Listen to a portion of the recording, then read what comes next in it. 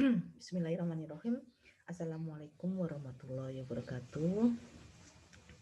Alhamdulillah alamin. Asyhadu alla ilaha illallah wa asyhadu anna Muhammadur Rasulullah. Di kesempatan kali ini saya sangat senang bisa bertemu lagi dengan mahasiswa Fakultas Hukum Universitas Muhammadiyah Malang yang menempuh mata kuliah manajemen law firm yang saya ampu ya. Kesempatan kali ini minggu kedua ya. Jadi minggu pertama kemarin sudah kita bahas ya sekilas ya mengenai seperti apa nanti kedepannya untuk mata kuliah manajemen law firm ya. Kemudian kali ini nanti kita akan seperti apa memanage ya untuk kantornya itu ya. Saya izin share screen dulu ya. Oke. Nah, ini bagaimana law firm sebagai institusi ya, penegakan hukum ya, yang seperti kita ketahui bahwa yang namanya lawyer itu adalah salah satu aparat penegak hukum begitu ya. Makanya law firmnya kantornya sebagai institusi penegakan hukum di situ ya. Nah, seperti apa konsep ya, konsep-konsep yang di dasar ya dari ilmu manajemen itu sendiri. Kalau kita ketahui bahwa ini kantor hukum ya, kan namanya aja kantor hukum, berarti kita memberikan service ya, legal service ya, berkaitan dengan uh, pelayanan hukum kan begitu ya. Makanya kita perlu konsep dasar manajemen ya, bagaimana Altman dan Robert ya ini di tahun 2002 ya halaman 103 ya menawarkan 8 konsep dasar manajemen yang dapat diklasifikasikan dalam 4 dasar manajemen. Yang pertama itu programming, planning. Segala sesuatu itu harus kita rencanakan, kan begitu. Direncana baik jangka pendek maupun jangka panjang. Karena itu tadi law firm ya kantor hukum itu tidak jauh beda ya, itu seperti kegiatan perusahaan. Nah, termasuk job disk-nya ya, masing-masing itu harus sudah jelas. Ya. Jangan sampai overlapping antara satu dengan yang lainnya. Atau bahkan ya pekerjaan yang satu dengan lainnya, misal contohnya ya paralegal dengan advokat, misal begitu. Nah ini harus memiliki job disk yang jelas, gitu ya. Bagaimana kemudian dalam penanganan perkara yaitu ya kemudian dalam pelaksanaannya kan begitu ya ini ada yang namanya tahu bahwa ini ranahnya paralegal ini ranahnya untuk lawyernya kan begitu ya ada job disk-nya job description-nya gitu. Karena salah satu bentuk pengaturan ya, pengaturan pekerjaan yang membuat tanggung jawab aspek koordinasi sama unsur pelaksana. Jadi masing-masing memiliki tanggung jawab supaya tidak overlapping kan begitu nih ya. Nah setelah di program ya sudah di planning sudah direncana yaitu ya ini harus ada job masing seperti ini. Kemudian yang kedua pengorganisasian diorganisir ya mendefinisikan tanggung jawab pekerjaan dalam satu kerjasama di setiap level pekerjaan. Nah ini ya misal nih ya tanggung jawab pekerjaan nih, kalau saya apa namanya di lembaga bantuan hukum ya di LKPH ya lembaga konsultasi dan bantuan hukum ya pekerjaannya level-level pekerjaan itu harus ada bahwa ranah-ranah ini misal pemberdayaan masyarakat penyuluhan hukum misalnya ini bisa dilakukan oleh paralegal begitu ya kemudian kalau persidangan mau ini harus advokat kan begitu ya kemudian proses proses di kepolisian nah itu di pendampingan nah ini advokatnya gitu ya ini termasuk yang paling penting adalah mengembangkan untuk leadership-nya ya kepemimpinan bagaimana nanti kan untuk ini bisa menjadi seorang pemimpin yang begitu di perusahaan tersebut gitu ya. Nah, kemudian ada activating ya menyebarkan suatu informasi di kalangan internal perusahaan, sharing informasi. Bagaimana kemudian memang perlu adanya koordinasi antara misalnya contoh paralegal dengan advokat kan begitu. Ada sharing informasi atau sesama advokat dengan advokat kan begitu. Sama di law firm itu harus ada komunikasi, ada sharing informasi juga. Ini misalnya perkembangan perkara nomor sekian-sekian ya gini ya. Ini tadi adalah sidangnya agendanya mengenai jawaban dari pihak tergugat kita sebagai penggugat. Sidang berikutnya ada tanggal sekian. Biasanya di sebuah kantor law firm itu ada yang namanya papan untuk agenda persidangan. Persidangan perkara nomor sekian supaya tidak lupa, jangan sampai kita itu merugikan klien ya karena si kuasa hukumnya lupa kalau itu jadwalnya persidangan. Nah, harus lengkap ini ya. Jadi harus ada tadi tuh misal administrasi timnya ya, kemudian ada yang namanya untuk sekretaris ya, untuk mengingatkan gitu bahwa ini untuk jadwalnya persidangan sekian, apalagi kalau agendanya adalah mengenai pembuktian. Ini sangat penting karena harus menghadirkan yang namanya saksi kan begitu. Nah, saksi ini harus dipersiapkan. Nah, kalau mendadak kan enggak bisa. Ini contoh kecil misal, jadi saksi harus membawa KTP. Jangan sampai waktu dihadirkan di persidangan ditanya, mana KTP-nya enggak bawa. Nah, ini kan fatal nih ya. Nih, contoh kecil seperti itu. Karena tidak semua orang itu kemana-mana bawa identitas. Kan gitu ya. Ini kita sebagai kuasa hukum harus mengingatkan. Besok 1 minggu sebelumnya ini paling lambat itu ya 1 minggu sebelumnya ya, sidang berikutnya tanggal sekian, minggu depan hari ini, kemudian kita harus beritahu prinsipal ya klien kita ya gitu ya bahwa untuk agendanya adalah menghadirkan saksi pembuktian kan gitu. Tolong saksinya 2 orang, kemudian nanti jangan lupa membawa yang namanya KTP yang begitu ya. Nih, ini contoh kecil tapi kadang di masyarakat kita belum tahu kalau jadi saksi itu harus menunjukkan KTP gitu.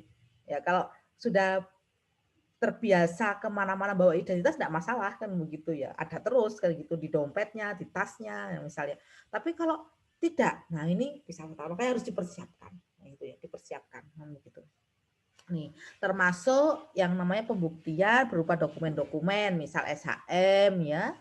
Contoh ini perkara perdata misal ya, itu harus aslinya ditunjukkan kepada majelis kan begitu. Kemudian sudah difotokopi dan dileges di kantor pos kan. Contohnya seperti itu. Itu harus dipersiapkan jauh-jauh hari. Jangan sampai sidang hari ini pula kemudian baru leges ya, baru dileges ke kantor pos ya kan ya. Iya kalau ngantri kan begitu nih ya. Akhirnya kemudian sidangnya datangnya terlambat, sudah selesai kan begitu. Nah ini jangan sampai kita tadi tuh merugikan klien kita kan begitu.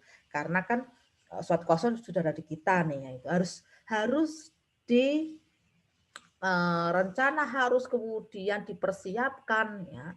Ini jauh-jauh hari termasuk yang namanya sharing informasi, komunikasi antar sesama lawyer yang tadi tuh karena minggu kemarin saya sudah kita singgung ya bahwa law firm bisa bentuknya sedang misal itu ya. Kalau di situ misal ada 10 advokat ya menangani perkara apa saja ya gitu ya. Itu 10 advokat itu tidak semuanya kemudian di surat kuasa, tidak maksudnya ya. Misalnya ada menangani law firm tersebut ada menangani 20 perkara misal begitu ya. Bisa jadi di surat kuasa hanya 1 2. Misal perkara nomor sekian-sekian di mana, yang satunya lagi perkara sekian-sekian di mana. Jadi setiap beda-beda itu ya, itu tetap sharing, tetap informasi, tetap diskusi gitu. Bahwa yang saya tangani nomor perkara sekian-sekian di pengadilan ini ya gitu. Perkembangan perkaranya sampai di sini itu ya misalnya di komunikasi gitu ya.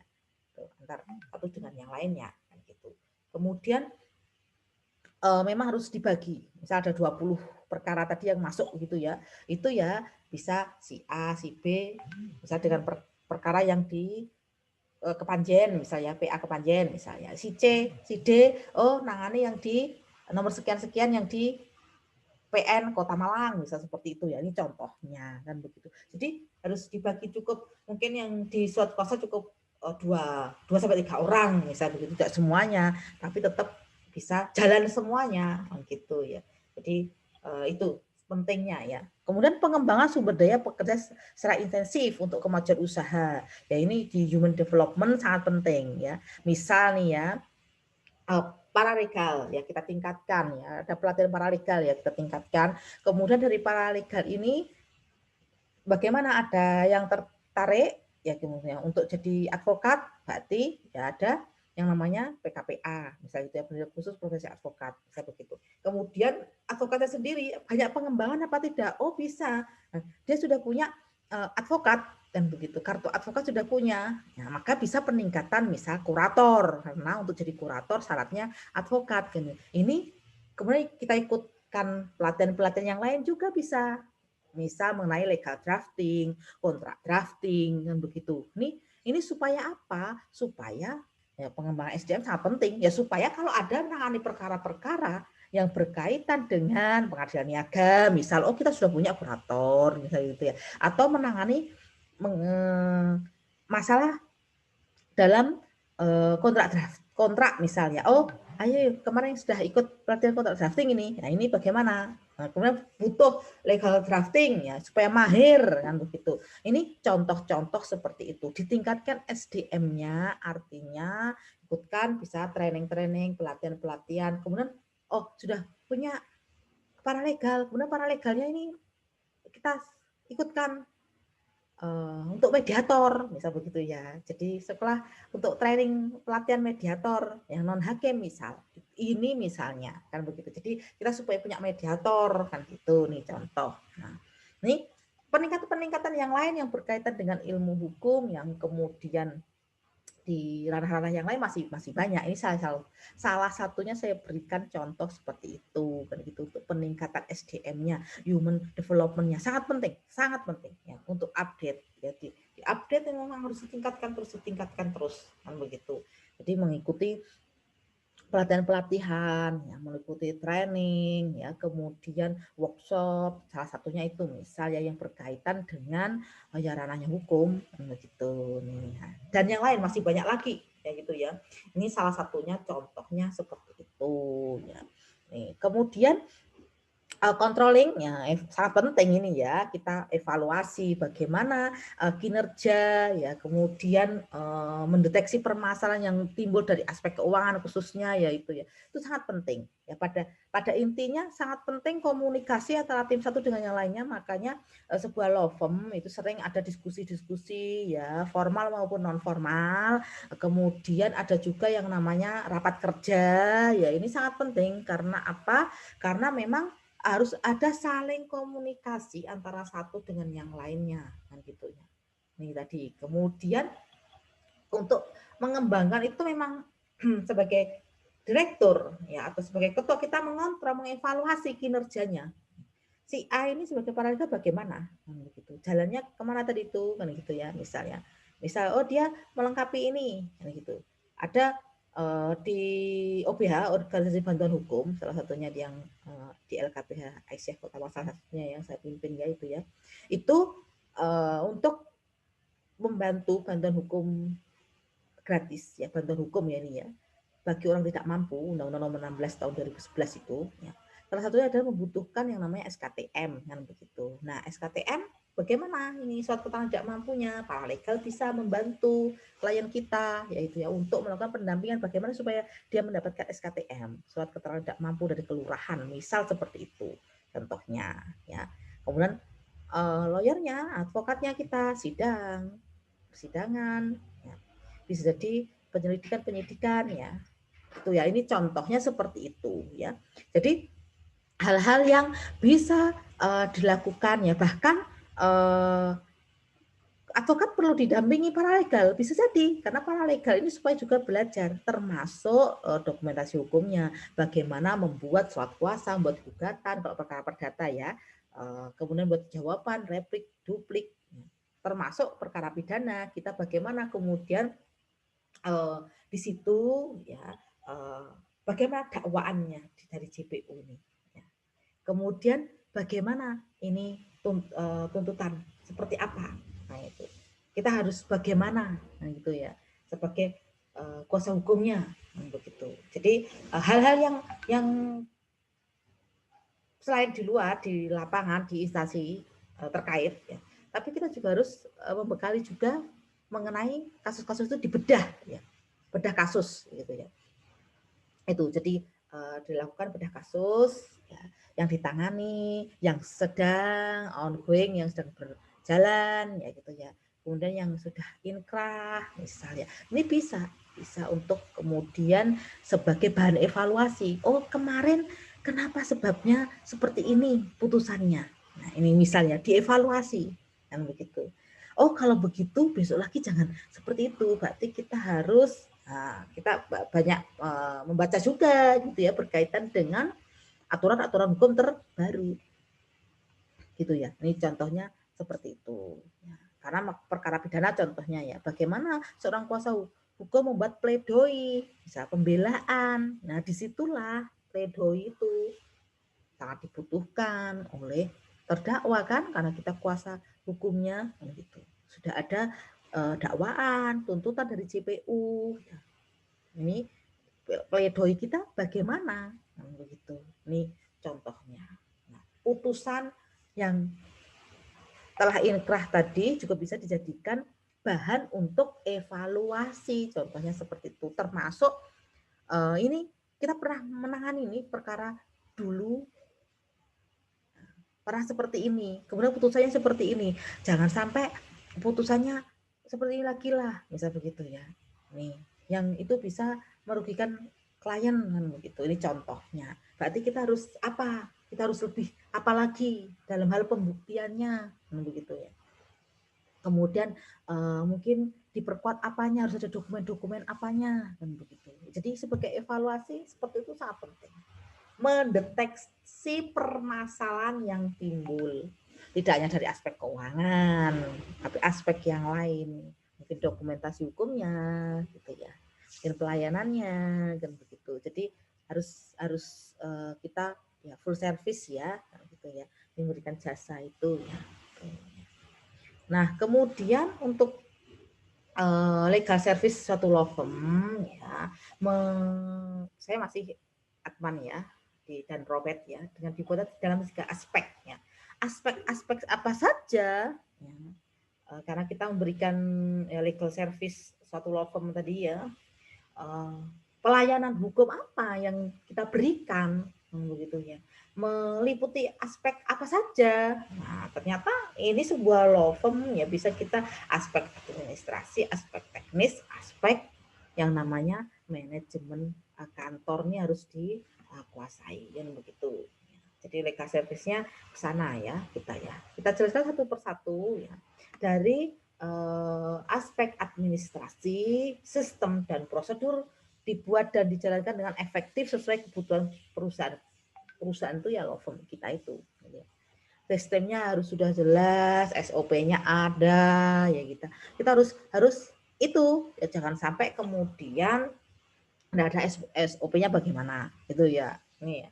Nah, kemudian memperhitungkan sebaik-baiknya penggunaan anggaran keuangan untuk menghindari krisis yang tidak dibutuhkan, misalnya biaya gaji dan lain-lain. Nah, ini jadi sangat penting juga masalah finansial, keuangan, gitu ya. Bagaimana kemudian kita harus memanage dengan sebaik-baiknya, mengelola uang itu supaya ada bisa gaji minggu depan ya, untuk mungkin sekretarisnya, mungkin yang di situ bagian administrasinya kan begitu. Kalau kuasa hukum atau advokatnya, ya, paralegalnya itu bisa disepakati ya kita ya. Misalnya ya, oh paralegal ya, sistemnya seperti apa. Kemudian advokat oh, sistemnya seperti apa, fee, sukses fee, ya misalnya gitu ya. Ada fee-nya bagaimana, kalau ada klien datang seperti apa, kemudian untuk law firm kita bagaimana, kan gitu, berapa, kan begitu, supaya law firm kita tetap hidup survive kan, karena di kantor juga butuh kertas ngeprint ya, untuk itu pengeluaran ATK dan semua harus juga diperhitungkan kan begitu, per bulan habis berapa sih listrik, kemudian air ya, kebutuhan untuk di kantor ini harus di manage betul ya gitu ya, jangan sampai kemudian habis uangnya law firm itu ya gitu ya. Kita kan kemarin di minggu pertama kan harapannya bisa survive ya. Bagaimana bisa hidup ya. Hidup maksudnya begini, bukan kemudian kita apa namanya, oh ternyata kita membuat law firm itu untuk menyaingi, bukan maksudnya bukan seperti itu, tapi begini, mau tidak mau kan kita kalau survive ya, tanpa tanpa menghilangkan yang lain, bukan ya. Kita survive dengan apa tadi itu? Misal pelayanan kita yang prima, misal seperti itu ya. Kemudian manajemennya bagus, begitu ya. Perusahaannya, kan gitu ya. Kemudian tertata, kan gitu.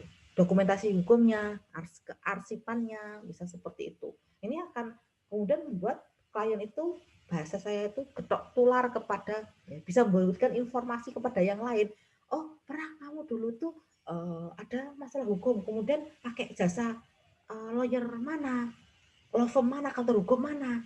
Jadi kantor hukum Anda kemudian bisa jadi terpilih untuk direkomendasikan dari klien yang pernah Anda layani karena puas dengan legal service-nya, pelayanan hukumnya dari law firm Anda. Kan begitu nih, ya. Bukan berarti kita menyingkirkan law firm yang lain, tidak maksudnya ya gitu ya. Tapi kita terbaik, memberikan terbaik untuk klien gitu.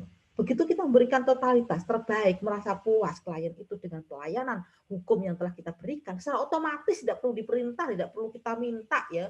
Otomatis klien itu akan ya advice ya, kita akan memberikan rekomendasi ya.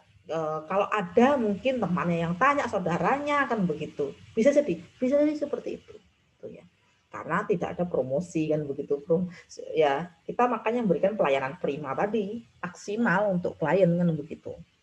Nah kemudian karena keuangan harus juga kita pikirkan kan begitu ya, bagaimana sebuah law firm ya untuk itu ya sangat penting ya, karena memang supaya bisa tetap bertahan kan begitu, bagaimana kemudian sampai berkembang bahkan kan begitu ya.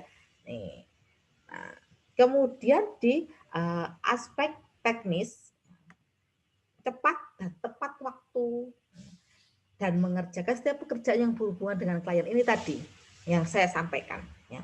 Bagaimana kemudian kita memberikan pelayanan prima kepada klien ya. Kemudian pelayanan dalam nilai yang pantas atas jasa yang diberikan ya oleh kantor hukum ya. Karena memang apa ya, yang namanya jasa ya gitu ya. Jasa hukum itu tidak kemudian seperti jualan barang kan begitu ya, memang dibanderol dengan harga sekian kan, itu tidak ada karena ini jasa kan. Makanya memberikan nilai yang pantas, supaya kita pantas dinilai maka kita harus memberikan pelayanan yang maksimal. Jangan sampai kita tidak amanah dengan apa namanya ya, di surat kuasa itu dari apa yang sudah dikuasakan kepada klien kan begitu. Jadi makanya kita cepat dan tepat waktu dalam mengerjakan, artinya begini. Misal nih, kita sebagai seorang kuasa hukum mau mendaftarkan gugatan, ya kan ya. Itu kan pasti kita harus ngedraft yang namanya gugatan. Bagaimana depositanya, ya gitu ya. Bagaimana alur ceritanya, itu kan kita dapat itu dari mana? Kita udah bisa dapat itu dari mana? Bisa dapat itu kalau kita melakukan konsultasi hukum sebelumnya dengan klien kita itu. Kita menggali informasi ya, menggali informasi dari klien bagaimana runtutan ceritanya itu ya, supaya runtut ya, bahwa alurnya seperti apa, itu kan yang tahu sih kan, kita kan dapat informasi dari dia. Kemudian didukung oleh, jangan lupa, kita nanti yang mendalilkan dalam gugatan, kita pula nanti yang harus membuktikan. Makanya kita sampaikan ke klien bahwa dalam gugatan ini setelah kita dalilkan, kita harus yang namanya apa? Butuh dokumentasi misalnya. Si A dan si B melakukan perkawinan di KUA bla bla bla. Ini contoh ya. Berarti buktinya mana buku nikahnya? Misal begitu. Kemudian si A dan si B memiliki anak yang bernama ini. Mana bukti aktanya si anak, akta lahirnya anak. Karena di akta lahir anak nomor sekian sekian sekian itu tertera nama orang tuanya kan begitu. Ini contohnya. Ini contoh misal untuk gugatan dan lain-lain, misalnya gitu ya, bisa gugatan yang lain, prestasi dan terus didukung ya. Jangan sampai kita mendalilkan ya, tapi kemudian tidak didukung dokumen atau nanti saksi, bisa begitu ya. Ini sangat penting ya tuh. Jadi tadi pelayanan yang prima kepada apa namanya, yang maksimal ya kepada klien ya. Nah, termasuk memiliki informasi akurat tentang perkembangan hukum sejalan dengan perkembangan yang ada tadi tuh, harus update tadi. peraturan-peraturan ya, atau aturan hukum yang berlaku kita harus update ya, yang terbaru yang kita berikan, yang akurat gitu ya. Jangan sampai aturan lama kemudian kita cantumkan kan begitu ya. Ini ini nanti wah kita daftarkan gugatan ini bisa apa namanya? Hakimnya bisa kaget ya ini kan bisa ditolak ya bisa jadi kan begitu ya karena aturannya tidak akurat kan begitu. Nah kemudian aktif mengerjakan sesuatu dan upaya bagi staf yang memiliki kesempatan untuk berkembang lebih baik. Lah ini kita harus memfasilitasi memfasilitasi yang namanya paralegal tadi yang ingin dia kemudian berkembang. Nih contohnya nih ya.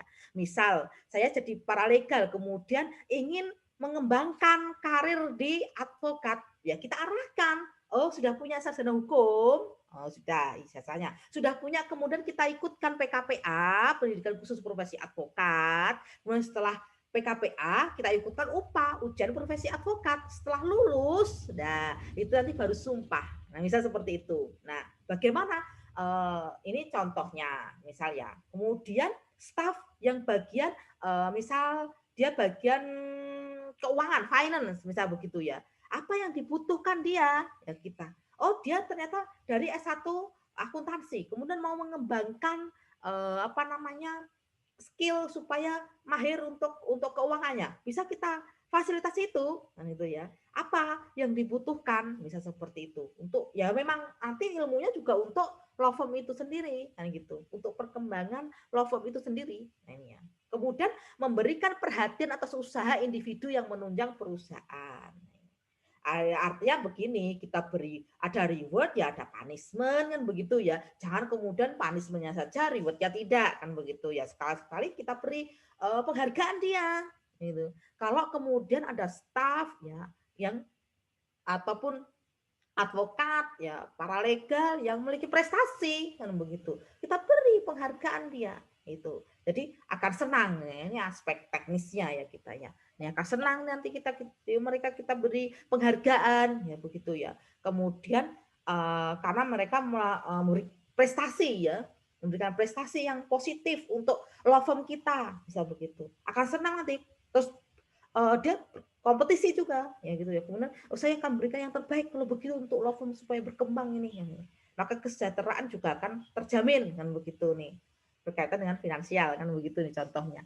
Nih ya, aspek teknisnya sangat penting. Jangan kemudian kita beri punishment saja, rewardnya tidak pernah kan begitu ya. Janganlah. Kalau kita bisa beri bonus ya, rewardnya macam-macam sesuai dengan kemampuan law firm tersebut kan begitu ya, sesuai kemampuan ya kita apresiasi lah, kita apresiasi ya itu ya.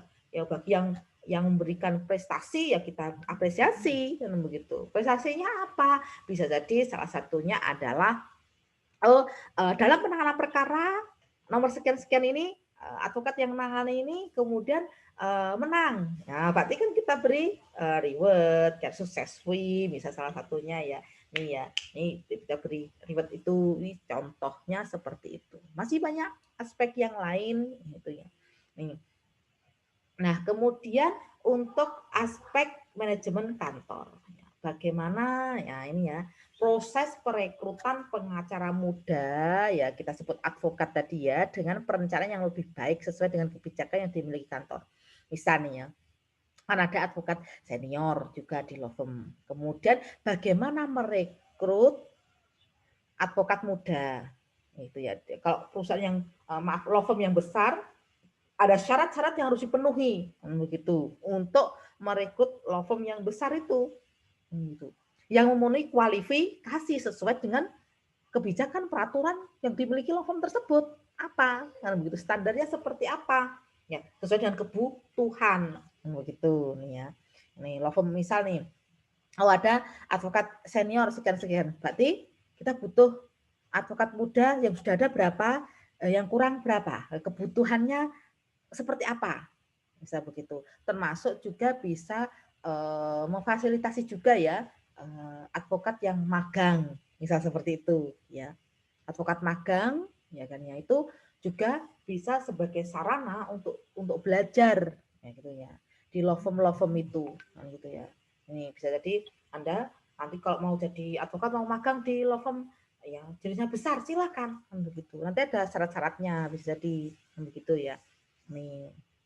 Nah, adanya staf pendukung yang termotivasi dan diawasi dengan baik gitu ya. Jadi ada staf-staf pendukung tadi ya, itu yang mungkin yang di bagian sekretaris ya, kemudian yang bagian tadi kurir misalnya untuk pengiriman-pengiriman itu karena butuh juga sangat butuh ya. Yang bisa nih ya, kita mau mengirimkan apa namanya yang namanya dokumen ya, keputusan misalnya sudah putus nih klien kita ada di luar kota luar pulau bisa jadi luar negeri kan begitu. Nah ini bisa ada kurir yang di perusahaan kita yang bagian pengiriman ya distribusi itu ngirim kemana gitu ya. Ini contohnya. Nah, kemudian yang paling penting adalah pendelegasian bekerja secara terstruktur dari tingkat atas hingga tingkat bawah dalam organisasi perusahaan ya. Didelegasikan pekerjaan-pekerjaan itu, jangan kemudian ya semuanya disangkut, ya, misalnya advokat nih ya. Ya kemudian ngirim sendiri, ya ngirim misal putusan tadi ya misalnya kepada kliennya ya. Nah, padahal sudah ada kurirnya ya. Kemudian dia sidang iya, bisa begitu ya. Sidang iya, kemudian ngirim dokumen iya, gitu ya, pengiriman iya, misalnya gitu ya. Semuanya ditangani sendiri, gitu ya, termasuk keuangan, tidak kan gitu. Nanti kalau ada di law firm itu sudah ada tim finance ya, bagian keuangan ya, berarti dia yang mengelola ya si advokat ini tinggal jalan saya hari ini sidang ke sini ya udah akomodasinya minta di bagian finance kan begitu ya, jadi sudah ada gitu ya sudah ada yang mulai ini sangat penting kan begitu ya nih kemudian apa namanya yang mengkonsep semuanya sudah advokat selesai ya ngeprint ya jangan atau sudah ada bagian administrasinya bisa begitu ya untuk ngeprint karena misalnya ya dalam mengajukan gugatan itu ya contoh ya kita ngajukan gugatan itu di rangkap 4 loh kan gitu misalnya ada 5 lembar aja nanti kan kita print rangkap 4 kan begitu nah setelah itu baru kita daftarkan gugatan itu kemudian tidak sesimpel print satu kali sudah tidak kan begini contoh kan begitu jadi yang ngeprint ya diserahkan di bagian administrasi ya. Yang bagian ngeprint bisa begitu sudah yang konsep yang mengerjakan semua sudah tim advokat misal seperti itu. Jadi pendelegasian itu jelas. Makanya ada job desk-nya tadi supaya tidak overlapping, tidak saling kemudian pekerjaannya admin dikerjakan advokat juga, pekerjaannya kurir dikerjakan advokat juga, pekerjaannya si finance dikerjakan advokat juga tidak kan begitu. Jadi ada sendiri-sendiri. Oh yang ngelola keuangan ya finance bagian finance kan begitu. Oh yang ngeprint bagian administrasi misalnya. Oh yang ngantarkan surat-surat ini ngirimkan kemana-mana ke klien itu bagian kurir bisa seperti itu. Jadi ada job desk-nya masing-masing pendelegasian. Minta tolong ini kurir untuk dikirim ke sini ya supaya sampai ke klien misal itu. Kemudian misal salinan putusan misal atau akta cerai untuk janda misal dikirim ke misalnya. Kemudian perusahaan yang selalu siap dalam setiap perubahan yang dibutuhkan. Nah, ini ya. Jadi perubahan zaman kita tidak tahu, harus mengikuti. Misal nih ya, contoh. Sebelum ada pandemi Covid ini, sidang itu kan kemudian harus datang ya, proses dan semuanya. Kemudian pas waktu pandemi ya, kita tidak boleh sidang langsung tapi melalui virtual. Nah, ini contohnya. Sidang melalui virtual berarti harus menyiapkan fasilitasnya kan begitu bahwa sidangnya melalui virtual ini kan begitu. Ini harus pasti didukung oleh ya jaringan internet dan semuanya yang speednya tinggi kan begitu nih kecepatannya yang bagus supaya bisa video kita menyaksikan oh ada majelis hakimnya di situ oh ada JPU-nya saya kuasa hukumnya terdakwanya posisi di LP kan begitu ini contohnya jadi harus siap adanya perubahan yang dibutuhkan oleh situasi kondisi yang di luar ya di luar itu prediksi kita kan itu kemudian di luar juga bisa jadi perkembangan ini saya contohkan tadi itu contoh itu harus berubah kalau tidak ya kita akan itu enggak bisa ternyata tidak bisa mengikuti perubahan yang ada nah itu ya kemudian yang paling penting memperhatikan tren yang berkembang yang berkaitan dengan pelaksanaan usaha secara efektif, kan begitu. Bagaimana trennya saat ini? Misal kemarin, oh ya ada aksi demonstrasi ya mengenai Omnibus Law, banyak yang ditangkap ya, meskipun dia jadi saksi, ya kan, butuh pendampingan ini contohnya. Oh, kalau begitu mereka para demonstran ini membutuhkan pendampingan hukum apa tidak? Nah, di situ kita kemudian bisa menangkap kan begitu. Ini contohnya, salah satu contoh. Contoh yang lain masih banyak ya gitu ya. Nih, kemudian jangan lupa kriteria excellent law firm. Nah, bagaimana dikatakan law firm kita itu excellent? Dalam kategori excellent ya, kapasitas profesi itu ingat knowledge ya yang didukung oleh 3 unsur, the life structure yaitu intelektual ya, ingat ya, kemudian emosional, spiritual tadi, termasuk bagaimana meningkatkan untuk kemampuan ya, buku-bukunya juga yang harus yang terbaru, misalnya dari aspek apa yang ditangani, aspek bisnis, berarti buku-buku itu yang terbaru itu harus dibaca kan begitu ya, untuk peningkatan itu, termasuk ya untuk pengelolaan emosional juga ya, kemudian spiritual ini yang paling penting. Bagaimana kita kemudian karena usaha ya tanpa doa kan sia-sia kan begitu. Makanya kan tetap kita sujud ya, kita minta ya kepada Allah Subhanahu wa taala supaya apa? Diberi kemudahan, kelancaran kan begitu. Kalau kita menangani perkara-perkara yang mau sidang, mau daftarkan sidang, gugatan, mohon maaf ya, mau daftarkan gugatan ya, atau sedang berlangsung kan begitu. Atau besok mau putusan, semuanya itu bisa. Ya, jadi kita minta kan begitu ya. Ini ya. Nah, kemudian unsur knowledge ini ya kita untuk kapasitas ya, capacity yang untuk profesi itu skill, salah satunya itu keahlian dan experience ya. Jadi itu ya manajemen know how bagaimana itu ya. Kemudian ini yang skill keahlian tadi ya yang saya sampaikan di awal ya, bahwa memang keahlian itu perlu diasah ya. Selain misal dia sudah advokat, kemudian untuk berikutnya bisa mengembangkan kurator, misalnya contohnya seperti itu ya. Nah, kemudian ada manajemen know-how. Secara umum unsur utama dalam manajemen aplikasi diperinci dalam 3 aspek objektif ya. Fungsi manajemen ya tadi ya, bagaimana programming, ya, organisasi, actuating, ya, controlling, ya ini ya. Ini beberapa fungsi elemen itu. Ya. Sampai terakhir kita perlu evaluasi, kan sangat penting itu ya. Kita merencanakan ya, gitu ya. Tuh. Jadi merumuskan ya programming ya, merumuskan dan menguraikan visi misi organisasi. Jadi tugas pokok unit-unit organisasi.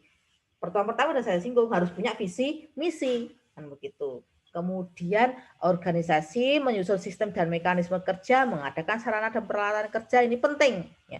Misal printer ya itu ya. Kemudian ada komputer ya, kemudian ada juga untuk scan misal begitu ya. Sangat penting mendukung karena ya. Kemudian untuk updating ya, merencanakan, membina, mendayagunakan SDM tadi ya. Tuh. Kemudian yang peranan manajemen ya untuk prinsip kepemimpinan ini menciptakan sistem kerja yang sederhana, efektif. Ini sangat penting ya, di sini ya. Nih, mengoptimalkan potensi kerja. Nah, nanti untuk masalah kepemimpinan juga begitu. Distribusi penugasan tadi yang saya jelaskan ya. Ini sudah saya jelaskan di awal tadi. Bagaimana kemudian membangun teamwork ya. Keteladanan, kita memberikan suri teladan yang baik ya, supaya dicontoh gitu ya. Nih ya. Nih, itu kira-kira ini sudah saya jelaskan ya, itu kira-kira kita lanjut diskusi via Zoom atau di kolom komentar di YouTube itu ya, itu sangat penting ya. Tuh kira-kira terima kasih, semoga yang sedikit ini bermanfaat ya. Kita lanjut tetap diskusi ya, dan yang sedikit ini mohon maaf kalau saya ada kesalahan, kalau ada datang kebenaran itu ya, yang hal yang benar tadi yang saya sampaikan datanya dari Allah Subhanahu wa taala, kalau ada kesalahan datanya dari saya pribadi ya. Mohon maaf dan terima kasih. Assalamualaikum warahmatullahi wabarakatuh.